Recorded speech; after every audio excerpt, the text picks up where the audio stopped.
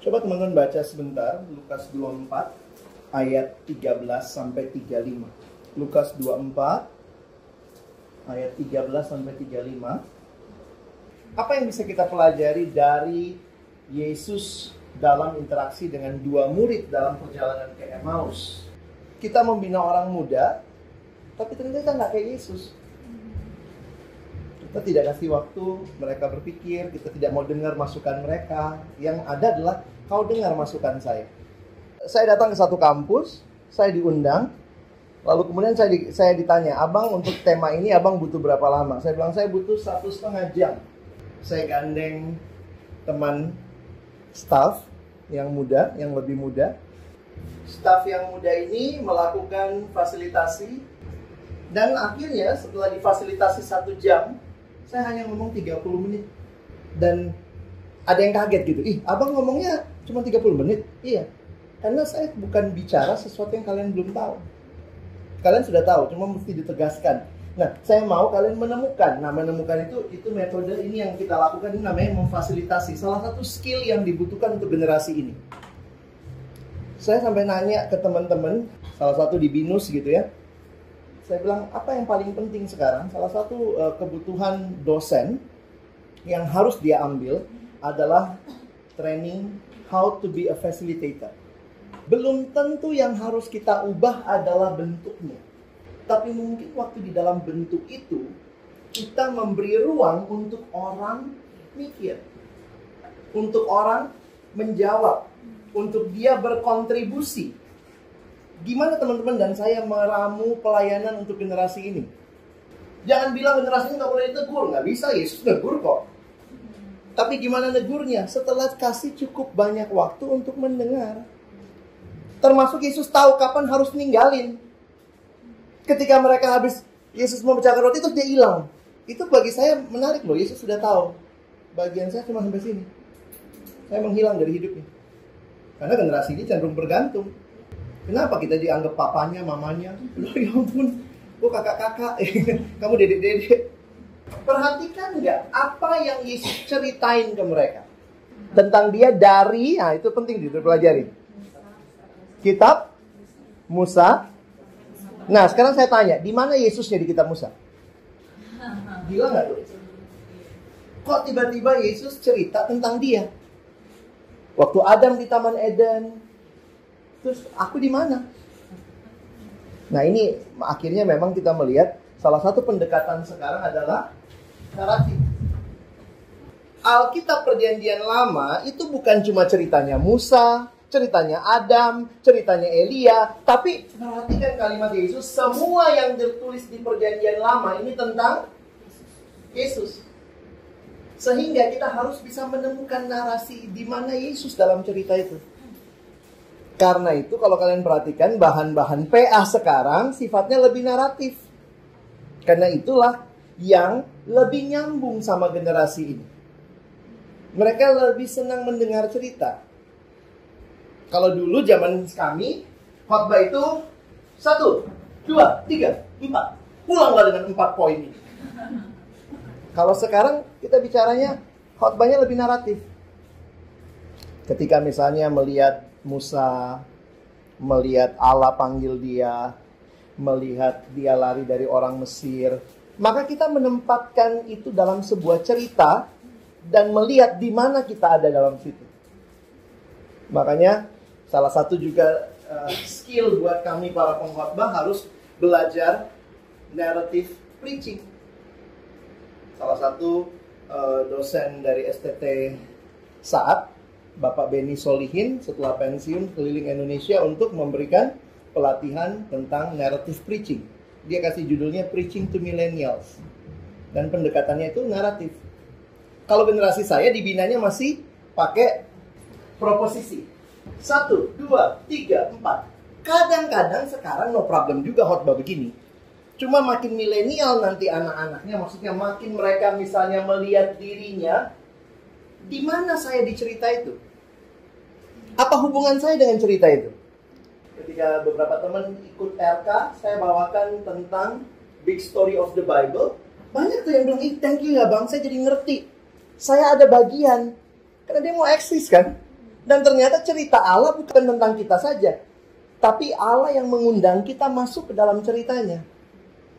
Kenapa? Pertanyaan dia soal identitas, tentang eksistensi diri, ngapain saya di dunia. Nah, ternyata Alkitab memberikan jawabannya. Jadi, balik ke kitab suci, dan jangan lupa fokusnya Yesus. Jangan ajarin moral-moralnya aja. PA-PA sekarang pun harus masuk kepada kaitkan, temukan di mana Yesus dalam cerita itu, sehingga mereka bisa relate diri mereka bisa tahu di mana posisi juru selamat mereka di dalam cerita itu. Ketika kami bergumul untuk pelayanan siswa ke depan, dalam rapat staf siswa kita juga akhirnya menyadari nilainya itu sekarang kita harusnya juga datang ke mereka. We go gitu ya. Create a safe place di mana mereka bisa cerita tanpa langsung dihakimi bego, walaupun belakangnya bodoh. Tapi kita karena udah deket dan tahu ada yang harus diluruskan, engaging the person, inviting their stories. Buat Yesus cerita mereka penting, kan itu dia nanya, kamu lagi ngomongin apa? Padahal dia udah tahu. Dan berjalan bersama. Di banyak buku tentang pelayanan kaum muda sekarang bilangnya begini, dulu kita bicaranya begini. Lihat tuh, kita bilang sama anak, saya pimpin Dodi ya, Dot, kita mau ke sana ya. Kalau saya kasih dia bahan, kau baca ini, ketemu saya di sana ya. Itu cara membimbing zaman dulu. Dan anak dulu digituin bisa. Baca map pinter. Baca buku sendiri, oh nyampe sana. Anak sekarang, Dot, kita mau ke sana. Yuk, jalan bareng. Saya temenin kamu sampai ke sana. Itu gambaran journeying with the person. Yang waktu saya renungkan, teman-teman ingat kan, ini metodenya Yesus. Ini yang Yesus lakukan dengan murid-muridnya. Ternyata 2000 tahun kemudian, ketika kita melihat KKR kok makin tidak diminati, maka kita mesti balik lagi pelayanan ke Yesus. Ini bukan hal yang baru kok. Generasi berganti, lihat Alkitab, hikmatnya ada di sana. Kita bisa melayani generasi ini, kita kembangkan nilai-nilai seperti ini. Karena itu jadi pertanyaan begini, apa yang mesti diubah? Mulai orang bingung, kalau melayani generasi ini mesti ubah apanya nih?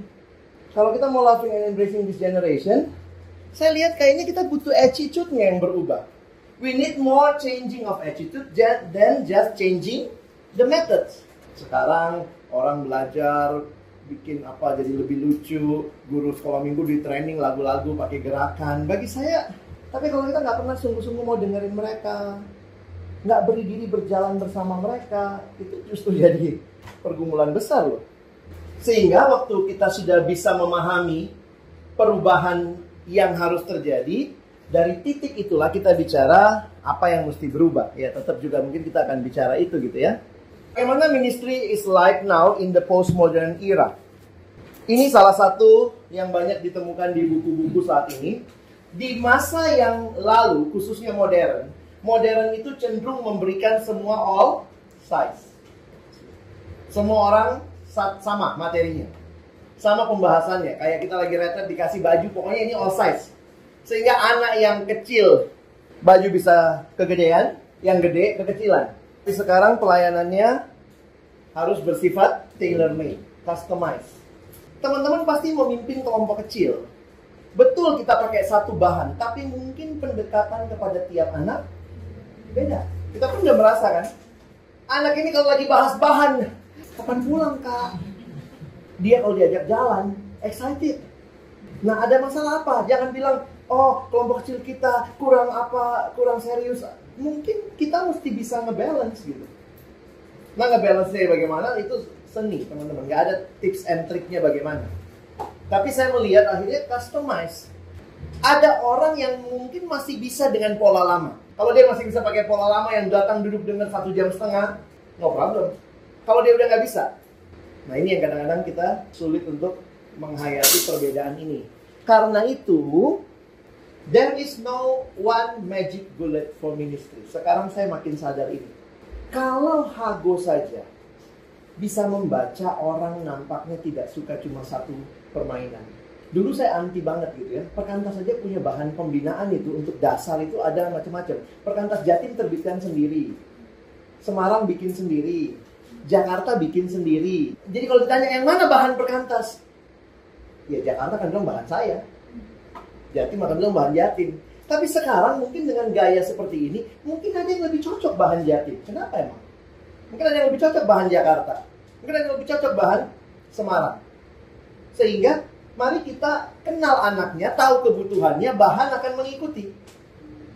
Jadi bukan gini, nggak mau tahu ya, pokoknya semua pakai bahan ini. Atau kalaupun kita pakai satu bahan standar, tapi karena kita kenal kebutuhan pribadi, kita bisa berikan bahan tambahan buat mereka. Jadi sikap kita itu bukan sikap-sikap yang hanya satu and that's all. Nah ini yang harus kita kembangkan. Mentality-nya and bukan or. Di masa yang lalu, kalau saya pakai ini, yang ini saya buang. Kalau masa sekarang, ini dipakai, dan ini, dan ini, dan ini. Emang kenapa kalau banyak? Tapi lebih repot jadi PKK sekarang. Emang. Siapa suruh mau melayani generasi ini? Poin saya adalah kita harus bisa melihat kebutuhan, punya keterbukaan, tapi kita juga punya prinsip tentunya. Nah, di situ yang saya ingin ingatkan teman-teman, mari coba melihat